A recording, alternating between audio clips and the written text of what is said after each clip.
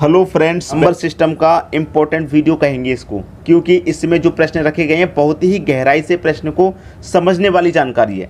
जैसे कि अगर मैं इस पहले प्रश्न की बात करूं तो यहाँ पर कह रहा है कि √3 क्या है। भाई आपको ये बताना है कि √3 है क्या। बताइए आप, क्या आप बता पाएंगे कि √3 क्या है? एक पूर्णांक है, धन पूर्णांक है, परिमेय संख्या है या अपरिमेय संख्या है? ठीक है, देखिए मैं आपको समझाऊँ। जैसे कि √3 है, अगर √3 की जगह पर मेरा √4 होता तो इसका मैं प्रॉपर स्क्वायर रूट निकाल सकता था 2। ठीक है, अगर √9 होता तो इसका भी प्रॉपर स्क्वायर रूट निकल सकता था 3। लेकिन मेरे पास क्या है, √3 है जिसका प्रॉपर स्क्वायर रूट नहीं निकलेगा। अब जिन संख्याओं का प्रॉपर स्क्वायर रूट निकल जाता है, जिन संख्याओं का प्रॉपर स्क्वायर रूट निकलता है, याद रखना मैं क्या कह रहा हूँ, मेरे शब्दों को याद रखना। जिन संख्याओं का प्रॉपर स्क्वायर रूट निकलता है वो परिमेय संख्या होती हैं। याद रखना मैं क्या कह रहा हूँ, जिन संख्याओं का प्रॉपर स्क्वायर रूट निकलता है वो परिमेय संख्या होती हैं, और जिन संख्याओं का प्रॉपर स्क्वायर रूट नहीं निकलता वो अपरिमेय संख्या होती हैं। तो आपका जो आंसर हो जाएगा वो डी ऑप्शन हो जाएगा। बात क्लियर हुई? जैसे कि मान के चलिए 3√3 की जगह √5 होता तो इसका प्रॉपर स्क्वायर रूट निकलेगा नहीं, ये अपरिमेय संख्या है।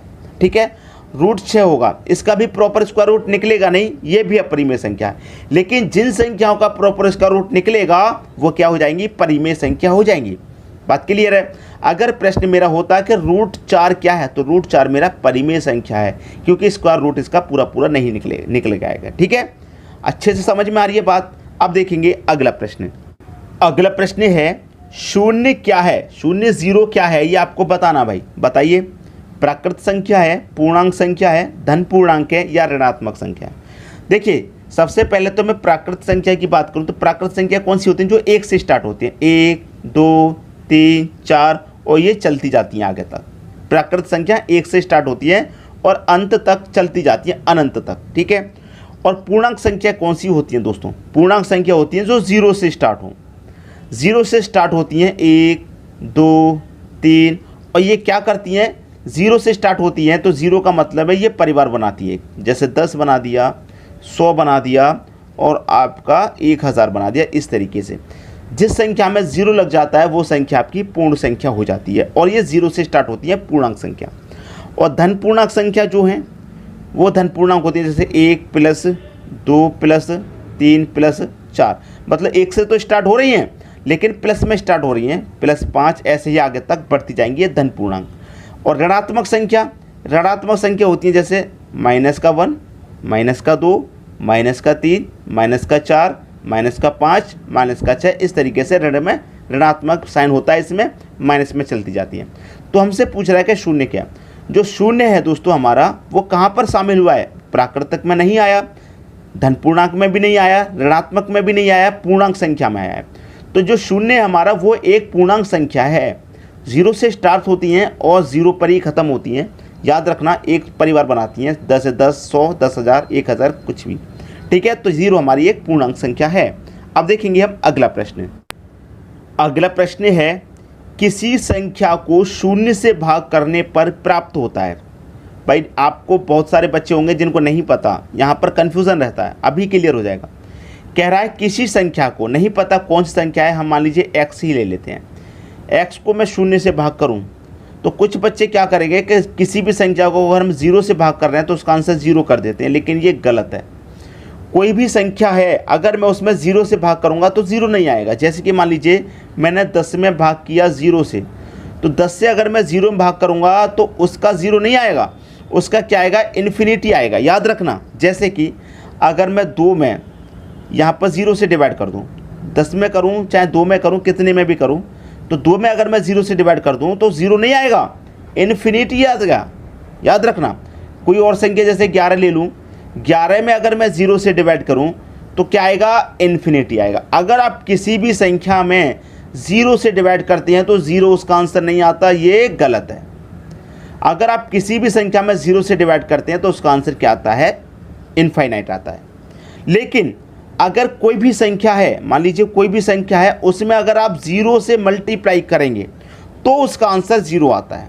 कोई भी संख्या में, जैसे कि अगर मैं 10 में 0 से मल्टीप्लाई करूं तो 0 आएगा, 2 में 0 से मल्टीप्लाई करूं तो 0 आएगा। अगर आप मल्टीप्लाई करेंगे 0 से तो 0 आंसर आएगा। अगर आप डिवाइड करेंगे 0 से तो इनफाइनाइट आएगा, ठीक है, तो इनफाइनाइट आएगा। सी ऑप्शन आपके प्रश्न का यहाँ पर सही आंसर है। बात क्लियर है। अब देखेंगे अगला प्रश्न। अगला प्रश्न है पहली अभाज्य संख्या कौन सी है? पहली अभाज्य संख्या, सबसे पहली अभाज्य संख्या। तो देखिए यहाँ पर मैं बात करूँगा सबसे पहली अभाज्य संख्या वो जो होती है, पहली अभाज्य संख्या की बात कर रहा है, सबसे पहली अभाज्य संख्या, ठीक है, पहली अभाज्य संख्या। तो ये प्रश्न बहुत पूछा जाता है। पहली अभाज्य संख्या 2 है, सबसे पहली अभाज्य संख्या जो है वो 2 है, ठीक है। अब प्रश्न कैसे पूछता है? प्रश्न पूछेगा कि 1 से लेकर के 100 तक, 1 से लेकर 100 तक कितनी अभाज्य संख्याएं होती हैं? तो भाई 1 से लेकर 100 तक कितनी अभाज्य संख्या होती हैं? 25 होती हैं, ठीक है, याद रखना। ये प्रश्न बहुत बार पूछा गया है कि 100 तक कितनी अभाज्य संख्या होती हैं। ये प्रश्न भी पूछा गया है और ये भी पूछा गया है कि 1 से लेकर 50 तक कितनी अभाज्य संख्या होती हैं। भाई 1 से लेकर 50 तक होती हैं आपकी 15 अभाज्य संख्या, और 1 से लेकर 100 तक 25। और कभी कभी ये भी पूछाएगा कि 51 से लेकर 100 तक अभाज्य संख्या कितनी? भाई 1 से लेकर 100 तक 25 और 1 से लेकर 50 तक 15। जब 50 तक 15 हो गई तो 25 तक कितनी बची? भाई 10 ही तो बची। तो 51 के बाद में 100 तक 10 अभाज्य संख्या होती हैं, और ये तीनों भी प्रश्न बार बार रिपीट होते हैं। आपसे कह रहा था कि पहली अभाज्य संख्या, तो पहली अभाज्य संख्या तो 2 होती है, बता दिया आपने, लेकिन ये भी जानना जरूरी है कि 1 से लेकर 100 तक 25 होती हैं, 1 से लेकर 50 तक 15 और 51 से लेकर 100 तक 10 होती हैं, ठीक है। अब इसमें एक प्रश्न और, जैसे कि उसने पूछ लिया कि सबसे पहली अभाज्य संख्या, तो आपने बता दिया सबसे पहली। तो अगर पूछ ले कि 1 से लेकर 100 तक में अंत की अभाज्य संख्या कौन सी है, 1 से लेकर 100 में अंत की अभाज्य संख्या सबसे लास्ट में कौन सी आएगी? तो 97 आएगी। 100 से पहले भाई 100 तो अभाज्य है नहीं, 99 भी अभाज्य नहीं है, 98 भी नहीं है, लेकिन 97 स्टार्टिंग की बात करें तो 2 और 100 के लास्ट की बात करें तो 97 हमारी लास्ट में अभाज्य संख्या है, ठीक है। अब देखते हैं अगला प्रश्न। अगला प्रश्न है 3 की पावर 38 प्लस 3 की पावर 39 का वर्गमूल है।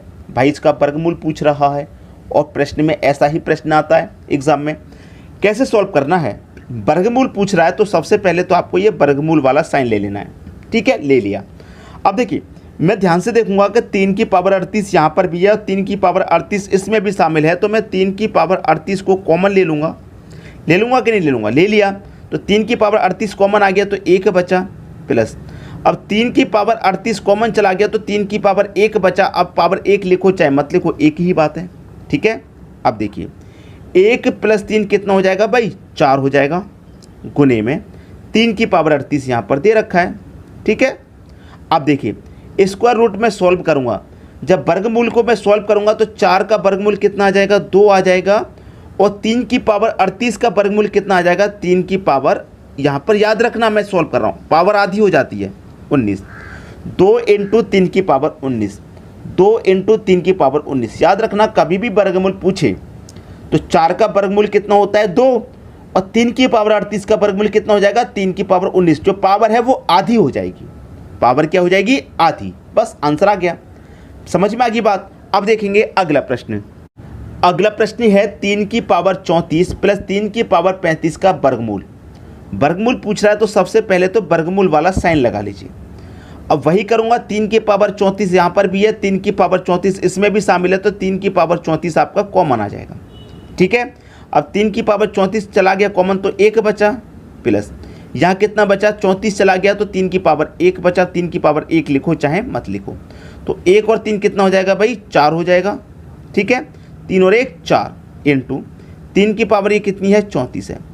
अब सॉल्व कीजिए, 4 का स्क्वायर रूट 2 हो जाएगा और 3 की पावर 34 का स्क्वायर रूट क्या हो जाएगा? पावर आधी, तो 34 की आधी पावर 17, तो 2 इंटू 3 की पावर 17 किस ऑप्शन में है? 2 इंटू 3 की पावर 17 सी ऑप्शन में हो क्या जाएगा? आपको अच्छे से मालूम है, मैंने पहले ही बता दिया कि 4 का स्क्वायर रूट तो 2 होता है, लेकिन 3 की पावर 34 है, इसका स्क्वायर रूट क्या हो जाएगा? पावर आधी हो जाएगा। बात समझ में आ गई? हमेशा याद रखना इस तरीके का प्रश्न बार बार पूछा जाता है कि वर्गमूल बताइए भाई, वर्गमूल बताइए, तो मैंने सबसे आसान सबसे बेस्ट तरीका आपको बता दिया। कभी भी इस प्रश्न में आपको गलती नहीं होनी चाहिए, ठीक है दोस्तों। कभी भी प्रश्न परीक्षा में पूछे उसे आप करके आएंगे। और हमेशा की तरह मेरी एक रिक्वेस्ट कि शेयर ज़रूर करिए वीडियो को, ठीक है। ज़्यादा से ज़्यादा शेयर करनी है अपने दोस्तों में, उन तक करनी है जो बच्चे कोचिंग तक नहीं पहुंच पाते, घर पे बैठ के तैयारी कर रहे हैं, फ़ोन में वीडियो देख के तैयारी कर रहे हैं, उनकी मदद कीजिए, उन तक वीडियो को पहुंचाइए। ठीक है दोस्तों, धन्यवाद।